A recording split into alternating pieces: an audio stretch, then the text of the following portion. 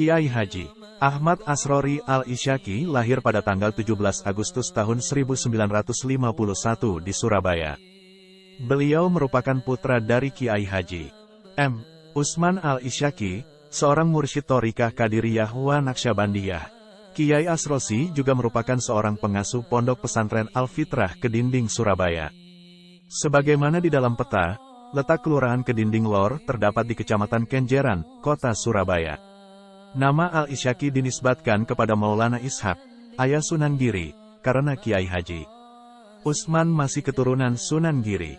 Nasab Ahmad Asrori Al-Isyaki bin Muhammad Usman, Surati, Abdullah, Mbah Deso, Mbah Jarangan, Ki Ageng Mas, Ki Panembahan Bagus, Ki Ageng Pangeran Sedeng Rana, Panembahan Agung Sido Mergi, Pangeran Kawis Guo, Fatlullah Sido Sunan Prapen, Ali Sumodiro, Muhammad Ainul Yakin Sunan Giri, Maulana Ishaq, Ibrahim Al-Akbar, Ali Nurul Alam, Barokat Zainul Alam, Jamaluddin Al-Akbar Al-Husain, Ahmad Syah Jalalul Amri, Abdullah Han, Abdul Malik, Alawi, Muhammad Sohib Mirbat, Ali Koli, Kasam, Alawi, Muhammad, Alawi, Ubaidillah, Ahmad Al-Muhajir, Isa An-Nakib Ar-Rumi, Muhammad An-Nakib, Ali Al-Uraitli, Jafar As-Sodik, Muhammad Al-Bakir, Ali Zainal Abidin, Husain bin Ali, Ali bin Abi Thalib suami Fatimah binti Rasulullah SAW.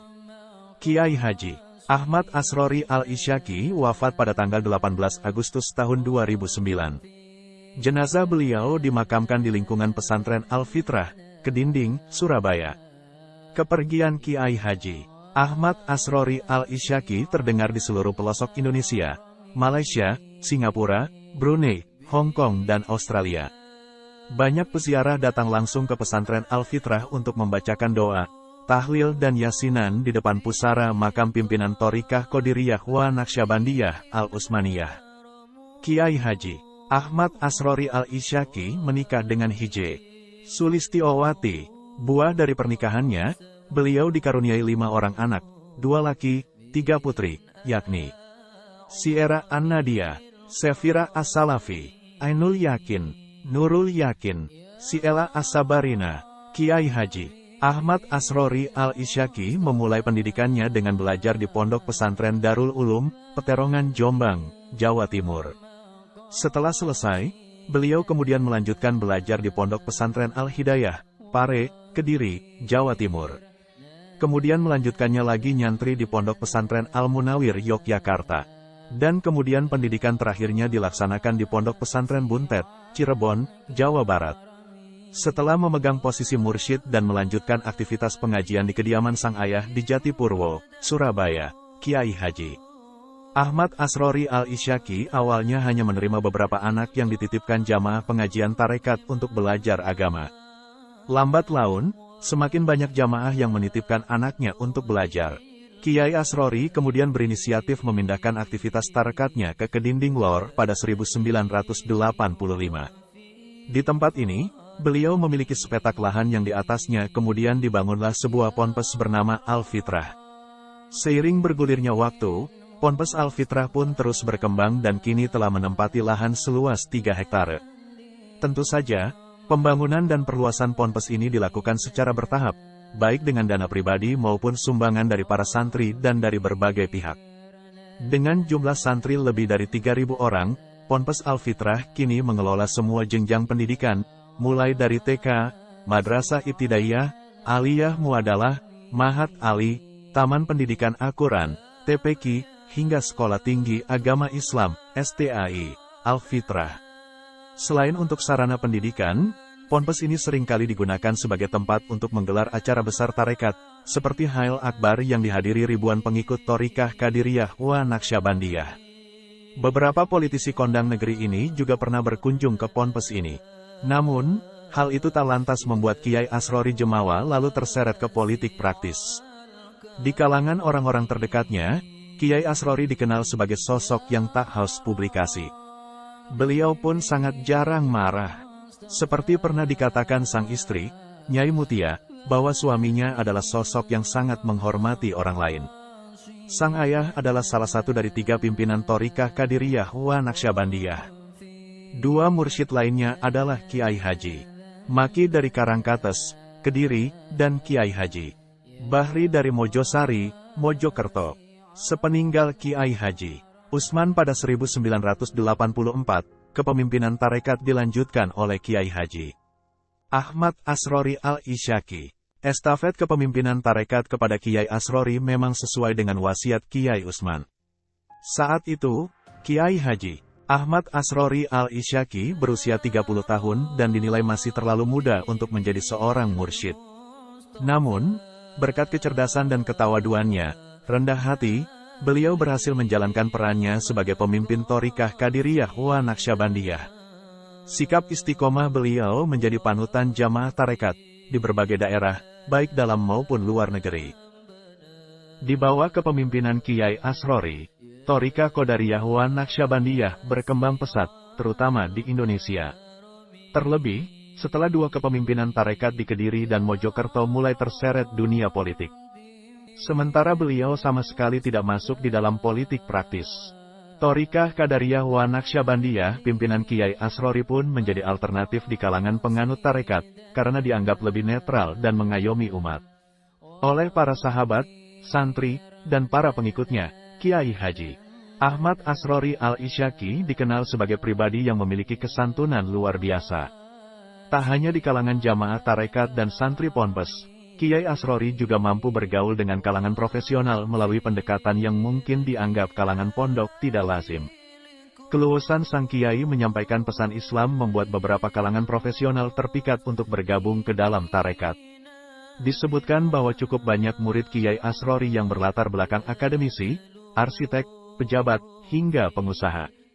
Bahkan, sejumlah warga keturunan Tionghoa dari Surabaya dan Semarang pun tertarik mengikuti pengajian beliau. Mereka tertarik mendengarkan petua-petua sang Kiai karena pesan yang disampaikan selalu menyejukkan dan tidak pernah memvonis.